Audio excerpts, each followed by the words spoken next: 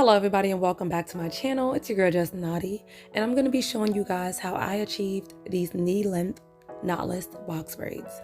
The only items that I used in this video is 7 packs of this jumbo 84-inch braiding hair, these alligator clips, this wristband that I always use for me to apply my edge controls or jams, this parting rat tail comb, and of course some scissors.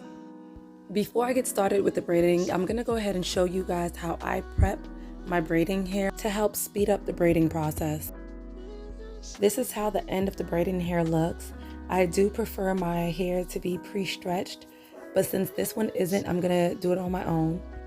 I'm going to measure out the hair to the length that she would like her hair to be and cut out the rest, but I am going to keep what's left over. I'm not going to throw it away. In order for me to get that stretched look at the ends, I'm going to keep pinching and pulling at the ends until it's stretched the way I like it. After I'm done stretching out the hair, it is going to look a little messy, so I'm going to get my wide tooth comb and I'm going to comb through it. If you don't already have one, you need to go ahead and get one of these racks. They are very inexpensive. This rack definitely plays a part in the time that it takes for me to finish. I apply as many pieces as I can onto this rack. I'm going to go ahead and apply my edge control to this wristband so that it will be within reach whenever I need it. Whenever I'm doing box braids, whether it be traditional or knotless, I always part from ear to ear, and that's always my first part. I always pre-part the entire head, but I think this time around, I'm just going to go with the flow and I'm just going to section out the back and then work on the rest as I go along. If you want your parts to be super clean, go ahead and use some edge control on those parts and then repart.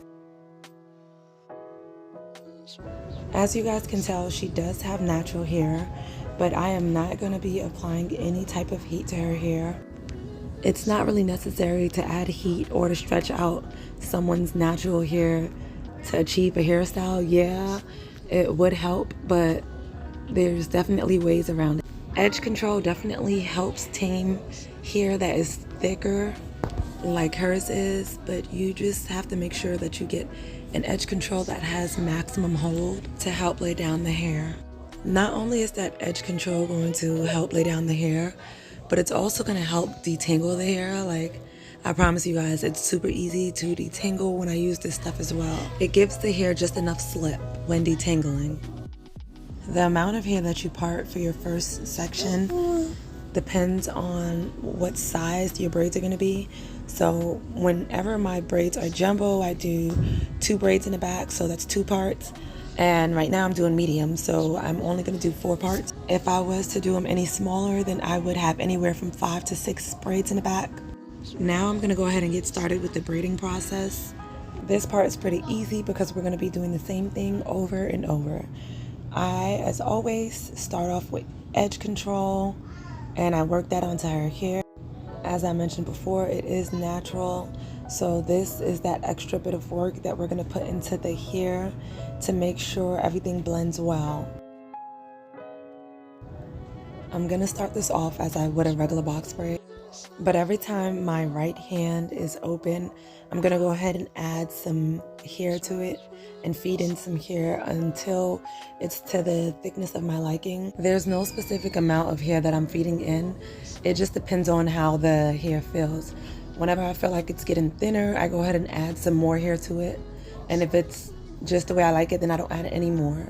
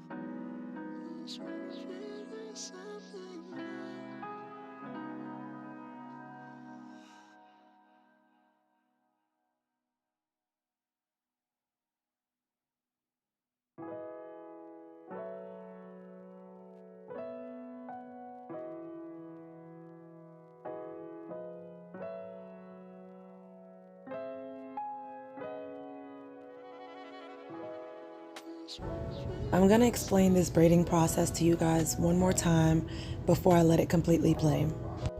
I add edge control to every piece that I'm working with. The edge control is gonna help lay down her hair, and it's gonna give it enough slip so that I could detangle. So after I'm done detangling, I'm gonna go ahead and braid her hair as I would a box braid, but I'm only gonna braid 2 times before I start adding hair. The first piece of hair that I add in is always gonna be smaller than the second piece of hair.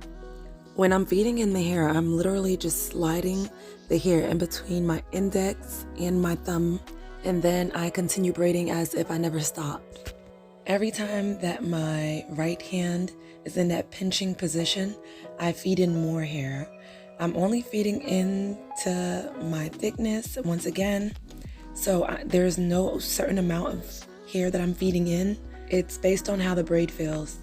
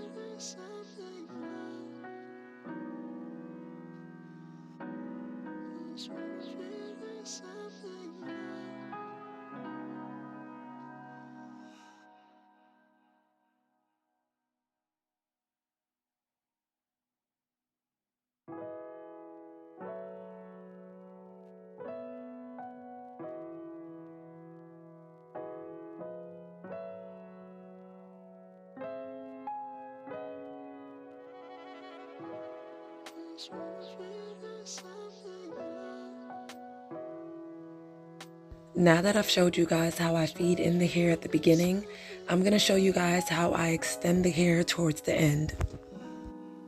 I'm going to be pretty much following the same routine as I did at the beginning, but this time around I'm going to braid all the way to the end, and that extra bit of hair that I told you guys that I'm not going to throw away, I end up using on my ends. If you guys look at my ends right here, when I drop it, it's not the same length as everything else, and it's pretty thin. So what I'm gonna do is I'm gonna add that extra bit of hair that I cut off, and I'm gonna pinch and pull to where it's stretched, and I'm going to feed it into the ends. I'm sorry, you guys, my angle's not that good. I really thought I was in the camera, but all that I'm doing is I'm feeding the hair to my ends as if I continued my braid. Now, I didn't have to do this to all of my ends, but the ends that wasn't long enough, I did add some extra braiding hair to it. Learning how to extend your braids is very helpful. If you don't feed in your hair at the right time, then your braids can be shorter, so this definitely comes in handy. When I get to this part of the head, I know that I'm almost done, and I think I move a little faster. I like to part the top section into 4 sections whenever I'm doing medium braids. Of course, the direction that I braid depends on if they want a middle part or a side part. In this case, she wants a middle part, so I'm gonna do 2 parts on the left and 2 parts on the right. You guys, I don't know what's going on with my angles, but I swear I thought I had the camera on the top of her head, and yeah. I mean, at least you guys can still see me braiding from the side. But this is my last braid. I'm happy. This took forever, no lie. Now I'm gonna go ahead and dip her hair into hot water. This is my favorite part. The water that I am using isn't boiling hot water. It is hot though. I take it off the stove just before it starts boiling. The hot water kind of helps reduce frizz, and it helps loosen up the stiffness of the braids. This is what everything looks like when I am done. This is the ending results. This was long and it took a long time, but she loved it. She ended up wearing this for her graduation. This was her graduation hairdo. I hope you guys like this video. If so, give it a thumbs up. If you have any questions, leave it down below in the comment section. And don't forget to subscribe on your way out. See you guys in my next video.